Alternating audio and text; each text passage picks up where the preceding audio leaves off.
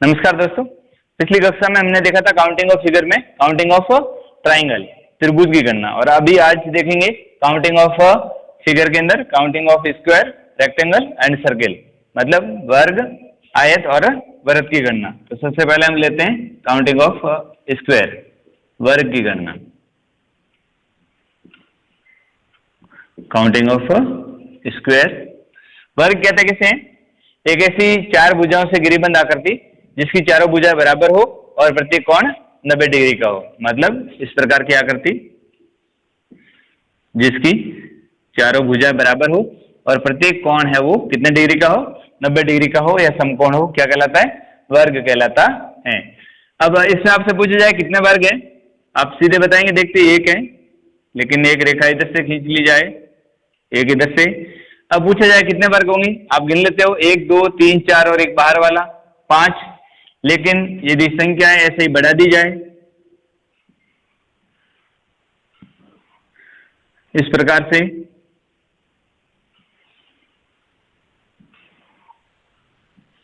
अब आपसे पूछा जाए कि इसमें कितने वर्ग होंगे, तो आप गिनेंगे पहले तो 1 2 3 4 5 6 7 8 9, फिर इन चार को मिला के 10, इन चार को मिला के 11, इन चार को मिला के 12, इन चार को मिला के 13, बाहर वाला 14। इस प्रकार से आप गिनना प्रारंभ करेंगे और गिन भी लेंगे। थोड़ा समय लगेगा और लेकिन इसमें गलतियां होने के चांसेस ज्यादा है, संभावनाएं ज्यादा है। तो इसमें हम ट्रिक्स का प्रयोग करेंगे। एक वो ट्रिक है कि जब वर्टिकल एंड हॉरिजॉन्टल दोनों में, मतलब इस तरफ और इस तरफ दोनों तरफ बनने वाले वर्गों की संख्या यदि बराबर है तो उसमें एक ट्रिक लगेगी n इंटू एन की, और दोनों अलग अलग है तो उसमें लगेगी m इंटू एन की। लेकिन मैं दोनों में एक ही ट्रिक m इंटू एन वाली आपको बता रहा हूं ताकि कोई कंफ्यूजन ना हो किसी भी प्रकार का। इसीलिए तो इसमें क्या करना है आपको कि जिस प्रकार जितने वर्ग, इसमें कितने लिखा है 1 2 और इधर भी लिखेंगे काउंट करके 2, ठीक है ना। इसमें जैसे 1 2 3, तो इसमें 2 और 3, ये वर्गों की संख्या, इधर कितने बन रहे, इधर कितने बन रहे, वो लिखना है।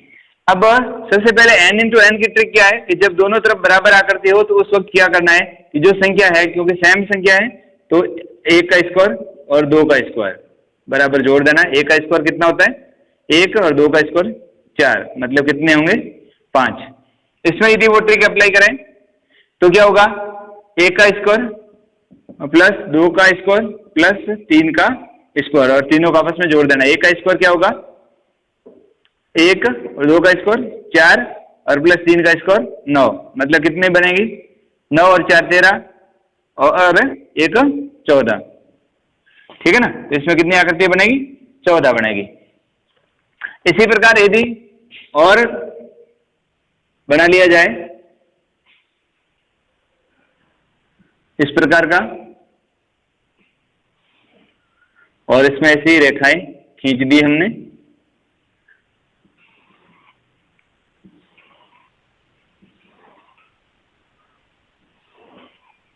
अब इनको गिनिए 1 2 3 4 5, 2 3 4 और 5, दोनों तरफ 5 5 है, मतलब ये n इंटू एन वाला फॉर्मूला जो भी लगा रहे थे यही चलेगा। तो 1 का स्क्वायर प्लस 2 का स्क्वायर प्लस 3 का स्क्वायर प्लस 4 का स्क्वायर प्लस 5 का स्क्वायर। 1 का स्क्वायर 1, 2 का स्क्वायर 4, 3 का स्क्वायर 9, 4 का स्क्वायर 16, 5 का स्क्वायर 25। अब इसमें कितने बनेंगे? आराम से वापस काउंट कर लेंगे।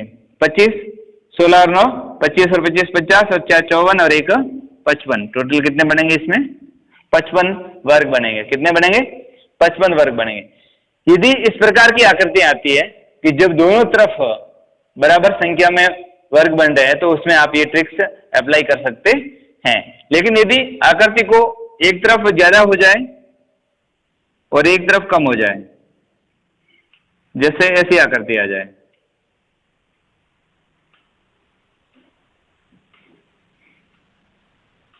इसको थोड़ा सा और बढ़ा देता हूं मैं, ऐसी आ जाए, और अब आपसे कहा जाए कि इसमें कुल कितने वर्ग बनेंगे, तो आप लिखेंगे 1 2 3 और 4, इधर 2 और 3। अब देखिए इधर 4 बन रहे, इधर 3 बन रहे, तो उस वक्त ये तरीका काम नहीं आएगा। तो उसमें m इंटू एन के लिए ट्रिक है दूसरी, जब एक तरफ वर्गों की संख्या ज्यादा हो और एक तरफ कम हो, तो उसके लिए आप ट्रिक लगाएंगे। तो वो ट्रिक क्या लगानी है कि सबसे बड़ी संख्या कौन सी है और इधर भी सबसे बड़ी संख्या कौन सी है, उसको गुणा कर लो। इधर 4 है और इधर कौन सी संख्या है, 3, तो कितने हो गए 12। उसके बाद एक एक संख्या कम करते रहो जब तक सामने वाली संख्या में 0 नहीं आ जाए, किसी एक संख्या में 0 नहीं आ जाए तब तक गुणा करते रहो। मतलब 4 में से 1 कम किया 3, इधर 3 से 1 कम किया 2, अब 3 दूनी 6। उसी प्रकार वापस यहाँ पे 2 और यहाँ पर 1, 2 एकम 2। अब यहाँ पे क्योंकि 1 करेंगे इधर 0 आ जाएगा, अब बस यहीं पे खत्म कर दो। अब जोड़ दो, 12 और 6 18 और 2 20, तो इसमें कुल कितने होंगे 20। इसमें क्या होता है कि लास्ट वाली संख्याओं को आपस में गुणा करना होता है, 4 को 3 से, 3 को 2 से और 2 को 1 से, ठीक है ना। लेकिन मैंने तरीका आपको बता दिया बहुत आसानी से, ताकि कोई कंफ्यूजन नहीं हो कि 4 सबसे बड़ी वाली संख्या लिख दी और इसके नीचे सबसे बड़ी वाली संख्या, और फिर उसमें से एक एक कम करते जाइए, आपको आपका जवाब मिल जाएगा, ठीक है ना। ऐसे कोई आकृति दूसरी जिसके अंदर इस प्रकार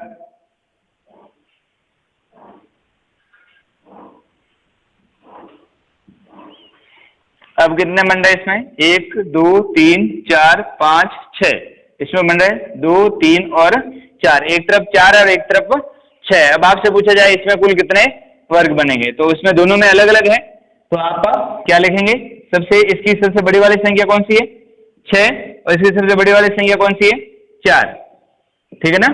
अब 6 चौके 24, अब एक एक कम करते जाइए जब तक एक संख्या में 0 नहीं आ जाए। तो 6 का क्या क्या कर दिया 5 गुणा 4 का क्या कर दिया 3, 5 का कर दिया 4 गुणा 3 का क्या कर दिया 2 और 4 का 3 गुणा 1। अब आगे अगली संख्या में 0 आ जाएगा, इसका मतलब प्रक्रिया को यहीं पे रोक दो। अब 5 दिए 15 और 4 दूनी 8 और 3 एकम 3। अब गिन लीजिएगा 3 और 8 11 और 5 16 और 4 20, 20 का 0 हासिल की 2 और 1 3 और 2 5, तो ये कितने हो गए 50। तो इसमें कुल कितने वर्ग बनेंगे 50 वर्ग बनेंगे।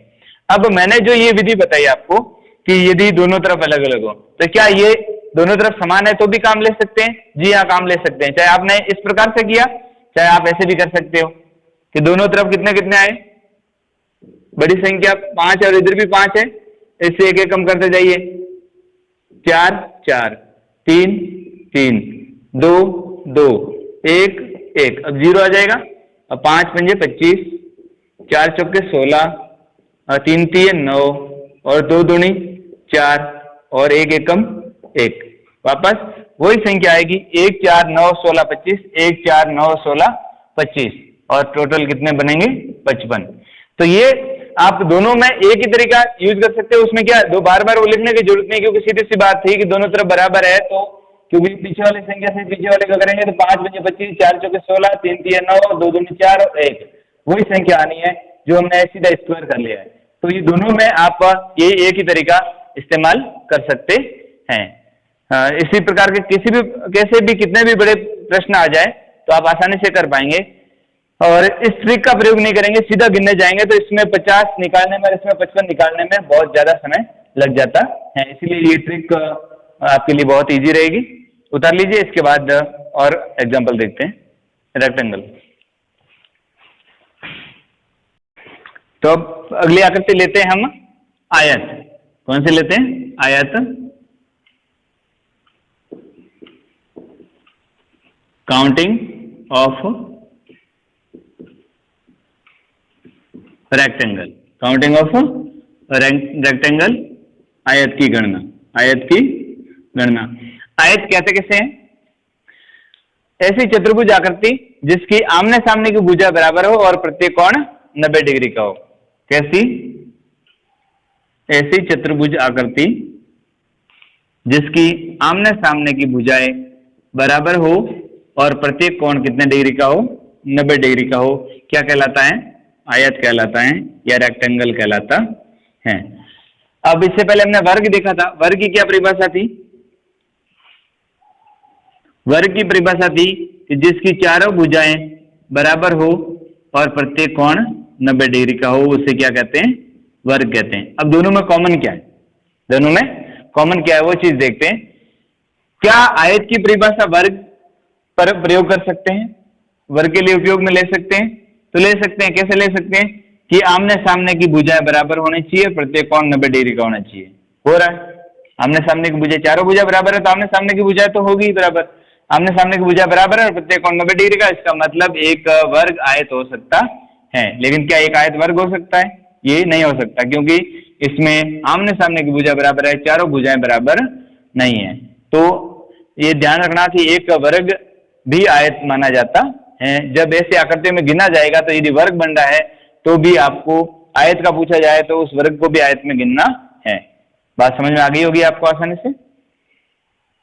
अब देखते हैं आकृतियां, प्रश्न कैसे आते हैं।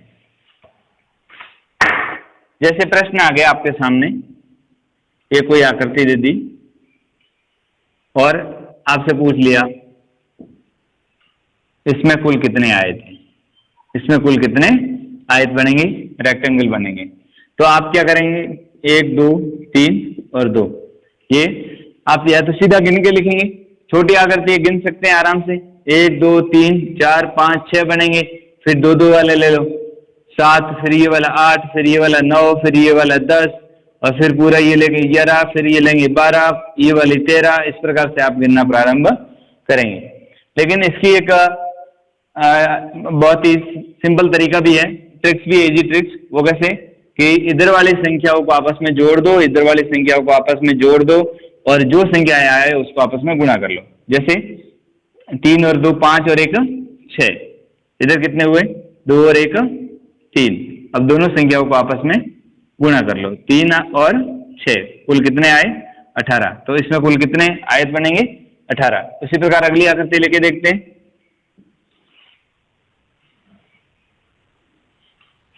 इस प्रकार की आकृति,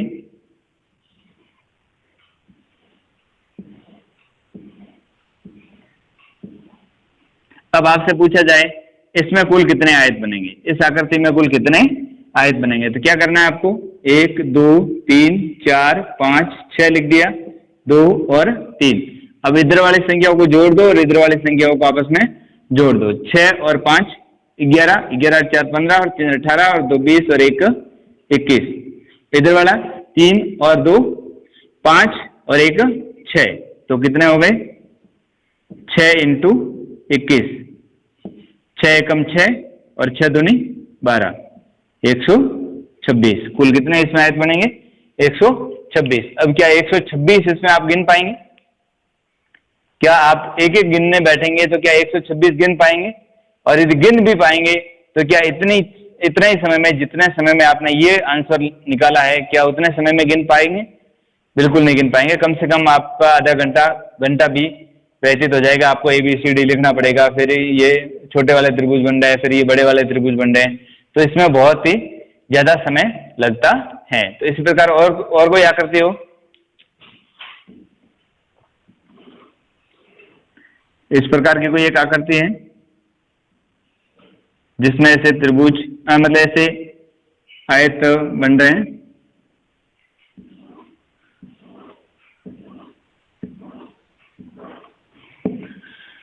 एक 2 3 4 5, 2 3 4 5 और 6। आपसे पूछ लिया गया इसमें कुल कितने आयत बनेंगे, तो क्या करेंगे, आप इसको जोड़ देंगे, आप इसको जोड़ देंगे।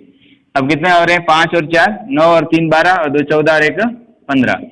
इधर से गिनिए, 6 और 5 11 और 4 15, 3 18 और 2 20 और 1 21। अब दोनों संख्या जो आई उनको आपस में गुणा कर लेंगे, 21 × 15, तो क्या होगा 15 एकम 15 और 15 दूना 30 और 1 31, 315। कितने बनेंगे इसमें, 315 आयत बनेंगे। 315 आयत इसमें गिनना मुश्किल ही नहीं, नामुमकिन है। तो समझ में आई बात आपको? ऐसे प्रश्न आए, आयतों की संख्या पूछी जाए तो आप बता सकते हैं। और इसके अलावा आयतों में कुछ आकृतियां ऐसे भी आ जाती हैं। ये क्षेत्रफल जो पढ़ते हैं हम गणित में, उसमें ऐसे प्रश्न बहुत ज्यादा पूछे जाते हैं कि ये खेत है, खेत के अंदर कोई सड़क बनानी है 2 मीटर चौड़ी 7 मीटर लंबी, अब उसका क्षेत्रफल कितना होगा, ठीक है ना, कितनी टाइलें लगेंगी, ऐसा प्रश्न पूछा जाता है। लेकिन ये आकृति सामने आपकी दिख रही है, इसमें सीधा पूछ लिया जाए इसमें कुल कितने आयत बनेंगे, इसमें कुल कितने आयत बनेंगे। तो इसमें क्या करना है, इसमें बहुत ही आसान तरीका ये है कि सबसे पहले तो देख लें कि इस वाले में इस तरफ कितने आयत बन रहे हैं, 1 2 3 4 और 5, क्योंकि ये दोबारा नहीं गिनना है, पहले इस वाले में गिन चुके थे, 5 ये हो गए। अब फिर 2 कर लेके गिन लेंगे, ये 6 और इधर ये 7 और इधर ये 8 और इधर ये 9, इधर काउंट हो गया। अब इस वाले में ये पूरा 10 और इस वाले में पूरे में 11, कुल इसमें कितने आयत बनेंगे, 11 आयत बनेंगे। तो ऐसी आकृति आती है छोटी मोटी, तो इसको तो हम आसानी से गिन लेते हैं। अब इसके अलावा एक और प्रश्न पूछा जाता है वृत्त के बारे में, सर्कल के बारे में। तो सर्कल में बहुत इजी होता है, सर्कल आसान से, क्योंकि 1-2 सर्कल मिला के कोई नए सर्कल का निर्माण नहीं करता है, इंडिविजुअली काउंट करना होता है, उनको एक एक काउंट करना होता है। जैसे सर्कल वाली आकृति में तो सीधी आकृति ऐसे पूछ ली गई, इसमें ऐसे और घुमा के आकृति दे दी, इसमें और छोटे छोटे और बनाएगा सर्किल वो, जैसे इस प्रकार की आकृति बना दी। अब इसके अंदर एक और आकृति बना ली, इसके अंदर एक और आकृति बना ली, अब फिर इसके अंदर छोटे छोटे से यूं और वृत्त बना लेता है। तो ऐसे प्रश्नों को गिनने में तो हमें कोई समस्या आती ही नहीं है। इसमें सिर्फ एक ही तरीका ध्यान में रखना है, एक एक को गिनना पड़ेगा और गिनते वक्त ध्यान रखना है कि जिस तरीके तरफ से गिनते हो, ऑफलाइन पेपर होता है उसमें कोई दिक्कत नहीं होती है, ऑनलाइन वाले में समस्या रहती है। तो उसमें ध्यान रखना है कि एक तरफ से गिनना प्रारंभ करना है, चाहे ऊपर के साइड से, चाहे नीचे की साइड से, या लेफ्ट से या राइट साइड से, एक साइड से गिनना प्रारंभ करना है। जैसे यहाँ से प्रारंभ कर रहे हैं तो यहाँ टिक लगा दो, यहाँ से गिनना शुरू किया, 1 2 3 4 5 6 7 8 9 हो गया। फिर यहाँ से ये 10 11 12 13 14 15, ठीक है ना, और इसके 15, ये अंदर वाले सारे गिन लिए। अब एक बाहर वाला 16, एक ये वाला 17, एक ये वाला 18 और एक ये अंदर वाला 19। तो टोटल कितने इसमें व्रत बनेंगे, 19 बनेंगे। तो इसमें व्रत में तो आपको एक एक ही गिनना पड़ेगा, क्योंकि इसमें कोई 2 आकृति मिला करके तीसरे नए व्रत की संभावना नहीं होती है। तो ये हमने देखा आकृतियों के बारे में, जिसमें त्रिभुज, वर्ग, वृत्त और आयत के बारे में बहुत ही आसान भाषा में ट्रिक्स के माध्यम से समझने का प्रयास किया। इस पर एक मैं और क्लास लेके आऊंगा, जिसमें जो प्रतियोगी परीक्षा में किस प्रकार के प्रश्न आए हैं आज तक, इंपॉर्टेंट प्रश्न, उसके बारे में। धन्यवाद। जय हिंद, जय भारत।